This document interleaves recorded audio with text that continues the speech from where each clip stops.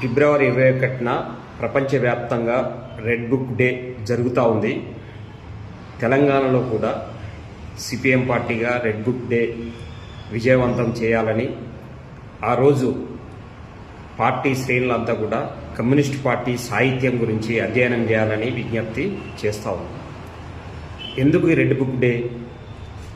1848 ఫిబ్రవరి 21వ తేదీన ప్రపంచానికి వెలుగు చూపినటువంటి ఒక గొప్ప గ్రంథం కమ్యూనిస్ట్ మేనిఫెస్టో వెలువడినటువంటి రోజు. కమ్యూనిస్ట్ మేనిఫెస్టో ప్రపంచంలో అనేక విప్లవాలకి దారి చూపింది.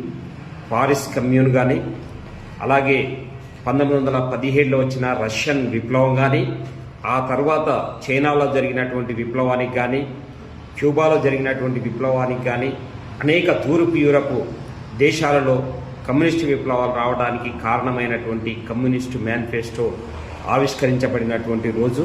అందుకనే రెడ్ బుక్ డే సందర్భంగా కమ్యూనిస్టు సాహిత్యాన్ని, ప్రజల సాహిత్యాన్ని చదవాలని ప్రజలందరికీ విజ్ఞప్తి చేస్తాం.